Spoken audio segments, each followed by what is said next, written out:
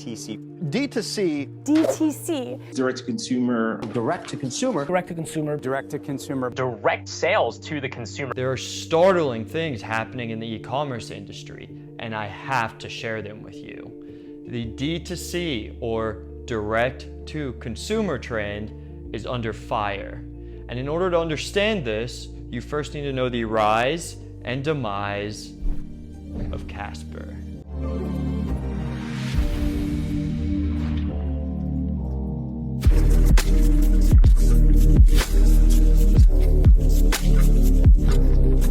Hello, I'm Sean, and welcome to MindWave.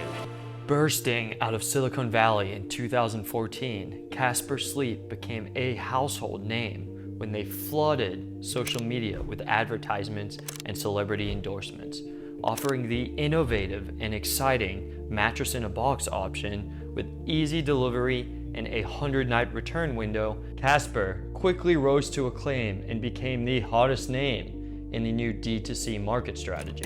As a first mover in the D2C space, Casper sold $1 million worth of products in their first 28 days. Now the D2C strategy is simple. Offer lower prices by circumventing traditional retailers and selling directly to your customer, effectively cutting out the middleman. On paper, D2C has three obvious benefits. Number one, exact consumer targeting. Number two, express product purchases. And number three, removing the need for real estate or storefronts. With the thought that this new model would redefine commerce, investors eagerly poured billions into brands such as Casper and its contemporaries like Warby Parker, Allbirds, and Dollar Shave Club. The hype for D2C and the Casper unicorn got so inflated that even celebrities like Leonardo DiCaprio, Tobey Maguire, Adam Levine, Kevin Spacey, Scooter Braun, Shaun White, Carmelo Anthony, Kyrie Irving, Nas, and 50 Cent all invested heavily into Casper. At one point, Target even tried to buy Casper for $900 million. By 2020, Casper initiated its long-awaited IPO with a valuation of $1.1 billion. But in the light of public scrutiny, the company collapsed.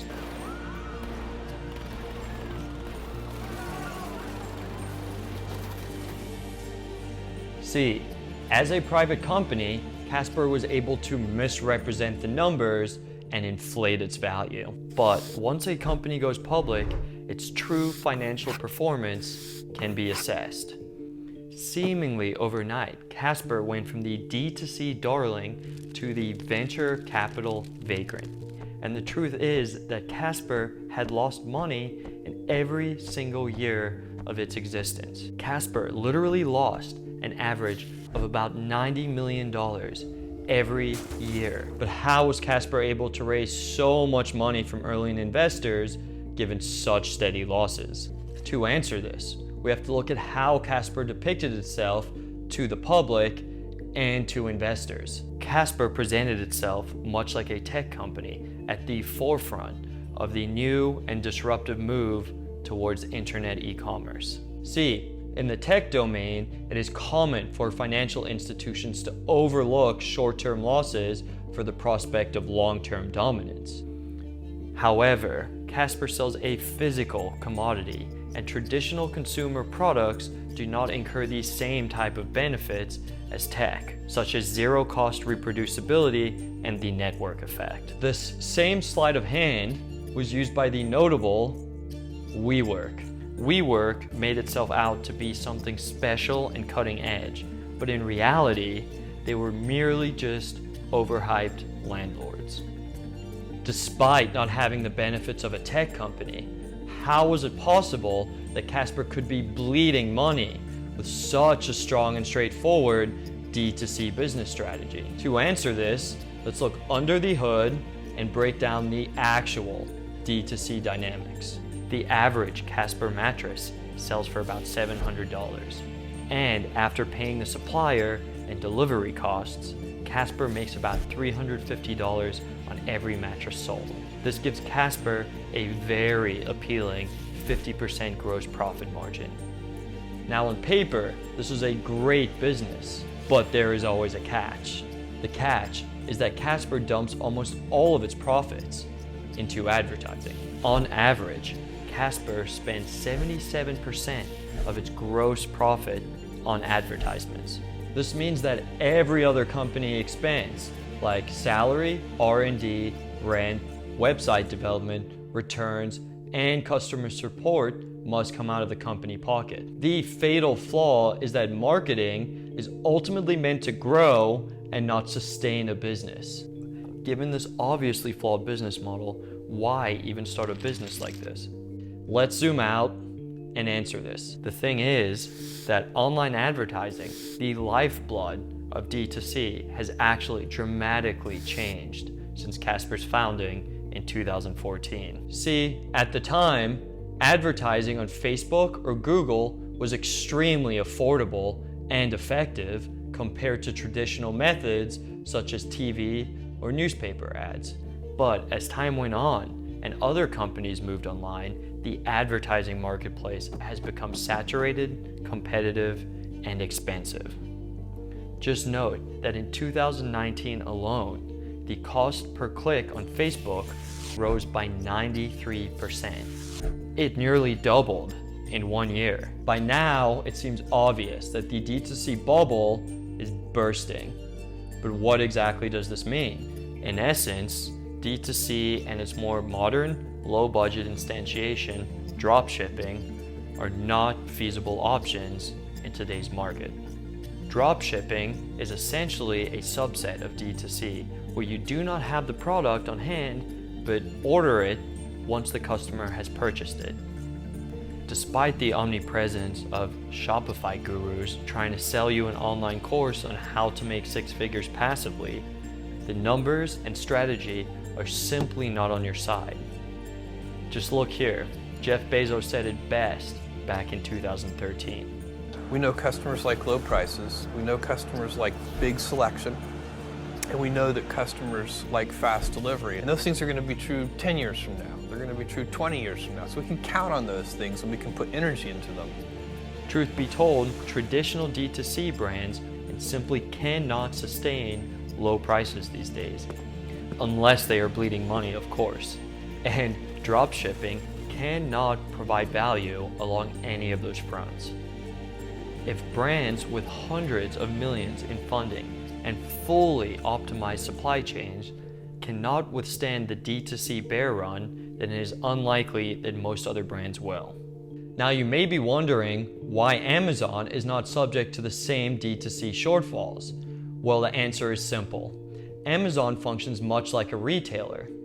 This brings us to the retail paradox. By now, everyone knows the idea that physical retail is dead, just another casualty in the software is eating the world narrative. This idea is so pervasive that the term retail apocalypse even has its own Wikipedia entry. The reality is that this is not the case. Previously praised D2C brands such as Everlane and Away have found themselves begging to be in retail stores. One of the things that we don't like about brick and mortar is having to spend a lot of money on rent, and what do we like about online is we don't. Why brick and mortar? Everybody loves to say you don't spend money on online, but the way it works now with Facebook and Instagram and how much it costs to acquire a customer, and then you have to ship it all, you end up, what online-only company is really profitable? Basically none of them. That's this dirty secret. Even Casper has found success in retail, boasting a 74% growth year over year. See, retail has a few key benefits over pure e-commerce. Brands get to sell the products wholesale, so they are not burdened with costly shipping and returns handling. Additionally, they get free customer visibility by being on the shelves. Further, established D2C brands have found an opportunity in opening their own stores. And with their own physical locations, many of these brands are experiencing higher priced orders. Casper, for instance, receives a 15% higher order via retail than online.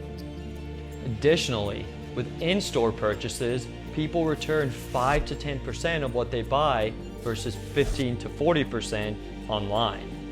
But why are D2C brands doing this while the incumbents are rushing to e-commerce?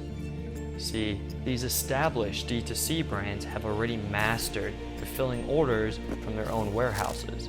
So they are opening up small stores with limited inventory, and anytime somebody wants something, they could fulfill it in a couple of days. Inversely, from a supply chain perspective, large legacy retailers got good at filling their stores with inventory, and so were required to sign costly long-term leases. In closing, let's state that the biggest problem facing the D2C business model is that it is disingenuous. These brands promise of cutting out the middleman, when in reality, that's all they are. Dollar Shave Club uses rebranded Dorco razors. Movement, Alibaba watches. Fresh Clean Tees are rebranded Next Level t-shirts, etc. In nearly every case, the D2C company has near zero intellectual property and exists as a trading company or a marketing firm.